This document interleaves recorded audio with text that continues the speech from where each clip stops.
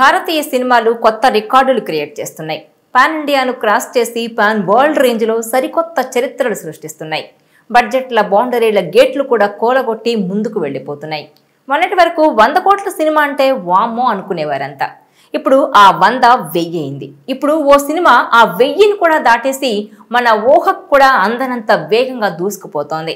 ఇప్పుడు లేటెస్ట్గా బాలీవుడ్లో ఓ సినిమాను ఏకంగా 4000 కోట్ల రూపాయలతో తెరకెక్కిస్తున్నారు.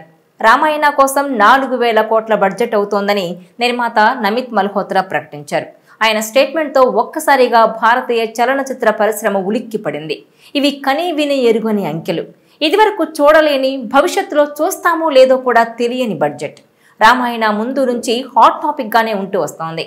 మొదటి 2 భాగాల సిరీస్ కోసం దాదాపు 800 కోట్లు పెడుతున్నారని, ఆ తర్వాత 1600 కోట్లు ఖర్చవుతోందని, మొదటి భాగానికి 900 కోట్లు, రెండో భాగానికి 700 కోట్లు ఖర్చు చేస్తున్నారని ప్రచారం జరిగింది.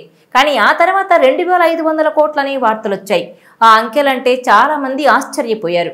అయితే ఇప్పుడు ఇవన్నీ కేవలం మీడియా ఊహాగానాలు మాత్రమేనని క్లారిటీ వచ్చేసింది. తాజాగా ఓ మీడియా సమావేశంలో నిర్మాత నమిత్ మల్హోత్రా రామాయణం బడ్జెట్ గురించి వెల్లడించారు.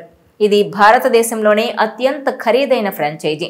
2 భాగాల కోసం సుమారు 4000 కోట్లు ఖర్చవుతోందని క్లారిటీ ఇచ్చారు. జురాసిక్ పార్క్ లాంటి భారీ హాలీవుడ్ సినిమాల స్ఫూర్తితో ఏనాటికైనా భారత్ గర్వించే సినిమాను తీయాలని తాను కోరుకున్నట్టు తెలిపారు. భారతీయ సంస్కృతి సంప్రదాయాలను ప్రపంచానికి చాటి చెప్పాలనే ధ్యేయంతోనే పురాణేతిహాసమైన రామాయణం కథను ఎంపిక చేసుకున్నామని అన్నారు. ఈ సినిమాకు కావలసినంత బడ్జెట్ను తాము స్వయంగా సమకూరుస్తున్నామని, బయటి నుంచి నిధులు తేవడం లేదని కూడా క్లారిటీ ఇచ్చారాయన. ఇప్పుడు ఆ బడ్జెట్ ఏకంగా 4000 కోట్లు అనేసరికి అంతా మరింత షాక్కు గురవుతున్నారు.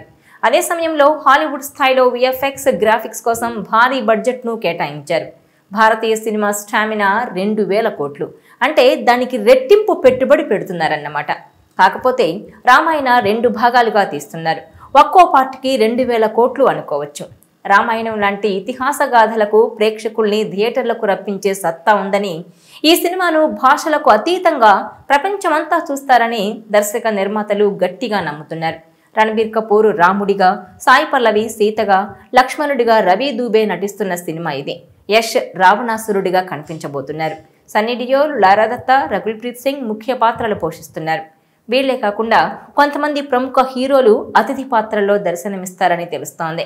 4000 కోట్లు అంటే సుమారు $500 మిలియన్ సమానం. ఇది ఒక హాలీవుడ్ సినిమా బడ్జెట్తో పోలిస్తే తక్కువే. కానీ క్వాలిటీ హాలీవుడ్ రేంజ్కు ఎంత మాత్రం తగ్గదని నిర్మాత నమిత్ మల్హోత్రా భరోసానిచ్చారు. నమిత్తో కలిసి కేజీఎఫ్ యష్ ఈ చిత్రానికి పెట్టుబడుల్ని సమకూరుస్తున్నారు. ఎంతైనా 4000 కోట్ల బడ్జెట్ ఇది. దాదాపుగా హాలీవుడ్ని టచ్ చేశాం. ఈ ప్రయత్నం కనుక సక్సెస్ అయితే హాలీవుడ్ కూడా విస్తుపోయే బడ్జెట్లతో భారతీయ సినిమా ముందుకు దూసుకుపోవడం ఖాయమంటున్నారు. డైరెక్టర్ నితీష్ తివారీ ఈ రామాయణం చిత్రాన్ని అత్యంత ప్రతిష్టాత్మకంగా తెరకెక్కిస్తున్నారు. వచ్చే ఏడాది దీపావళికి పార్ట్ 1, అలాగే 2027 దీపావళికి పార్ట్ 2 రిలీజ్ కానుంది.